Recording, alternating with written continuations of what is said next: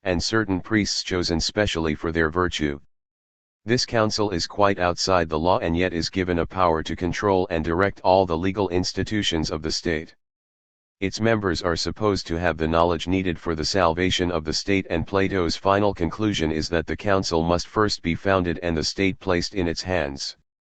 It is evident that the nocturnal council stands in the place of the philosopher king of the republic, and that its inclusion in the laws is a flagrant violation of loyalty to the second best state. But it is not quite the philosopher king. Coming as it does after the creation of a cryptony of heresy and a class of authorized priests, there is a disagreeable flavor of clericalism about the nocturnal council, which is heightened by the evidently religious nature of the wisdom which Plato imputes to its members. The Republic and the Laws. If Plato's political philosophy be considered as a whole and in relation to the immediate development of the subject, the theory of the state contained in the Republic must be regarded as having made a false start. What the Republic supplied to the theory of the city-state was a consummate analysis of the most general principles underlying society, its nature as a mutual exchange of services in which human capacity is developed equally to the end of personal satisfaction and of achieving the highest type of social life. In the Republic, however, this conception was developed almost wholly in terms of the Socratic doctrine that virtue is knowledge of the good, and knowledge was conceived upon the analogy of the exact, deductive procedure of mathematics. For this reason Plato thought of the relation between rulers and subjects as a relation between the learned and the ignorant. This in turn resulted in eliminating law from the state, since there was no place in Plato's theory of knowledge at this stage of his thought for the gradual growth of wisdom through experience and custom. Yet the omission of law falsified the moral ideal of free citizenship, which was the very essence of the city-state.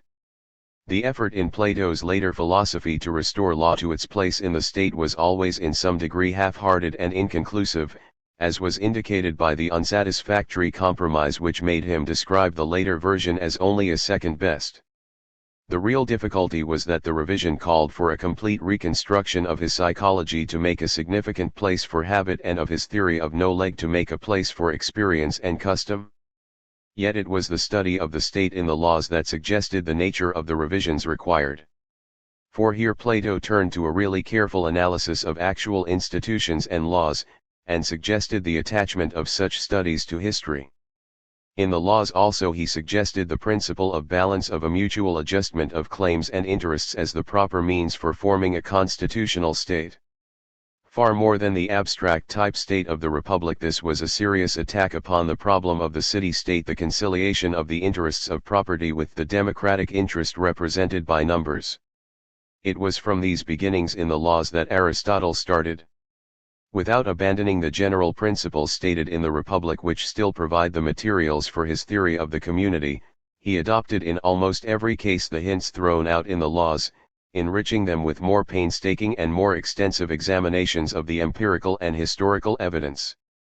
And in the general system of his philosophy Aristotle sought to provide a consistent body of logical principles to explain and justify the procedure which he followed. Chapter V. Aristotle, Political Ideals. About the time when Plato was asked by Dion to undertake the venture in Syracuse for the education of the young Dionysius and the improvement of Syracusan government, the greatest of Plato's students joined the academy. Aristotle was not an Athenian but a native of Stagira in Thrace, where he was born in 384. His father was a physician, which probably contributed to the prevailing interest in biological studies that Aristotle's work shows, and had been attached in that capacity to the Macedonian court. Aristotle was probably attracted to Plato's school in the first place because it was the best place in Greece to carry on advanced studies. Once there, he remained a member of the school as long as Plato lived, a period of 20 years, and his mind received indelibly the impression of Plato's teaching. Every page of his later philosophical writing bears witness to this connection. After Plato's death in 347, Aristotle left Athens and during the next 12 years was variously employed. To this period belongs the first of his independent writing. In 343 he became the instructor of the young Prince Alexander of Macedon, but one looks in vain in his political writings for any effect of his Macedonian connection upon his ideas. He seems to have lacked the imagination necessary to see the revolutionary importance of Alexander's conquest of the East, with the consequent mingling of Greek and Oriental civilization. The choice of such a policy was directly contrary to everything that he must have taught his royal pupil about politics. In 335 Aristotle opened his own school in Athens, the second of the four great philosophical schools, and during the next 12 years most of his books were written, though they probably included work begun during the earlier period. Aristotle survived his great pupil by a year.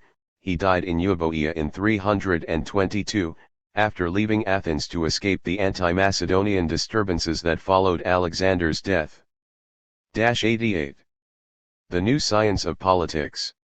The Aristotelian writings present a problem very different from that of Plato's dialogues. His extant works, neglecting fragments of early popular writings, were for the most part not books completed and prepared for publication. They were used in connection with his teaching, though important parts of them were probably written before the Lyceum was opened. In fact, they were not published in their present form until 4 centuries after his death but remained the property of the school and were doubtless used by later instructors. It seems probable that the 12 years of Aristotle's life as head of the Lyceum were largely occupied in directing a number of extensive projects of research, shared by his students, such as the famous investigation of the constitutional history of 158 Greek cities, of which the Constitution of Athens, discovered in 1891, is the only surviving example. These researches, of which the study of the constitutions was only one, were mainly historical rather than philosophical. They were genuinely empirical investigations, and in the light of them Aristotle from time to time made additions to the body of writings which he already had by him when the school was opened. The great political treatise which goes by the name of the Politics cannot therefore be regarded as a finished book such as Aristotle would have produced had he been writing for a general public.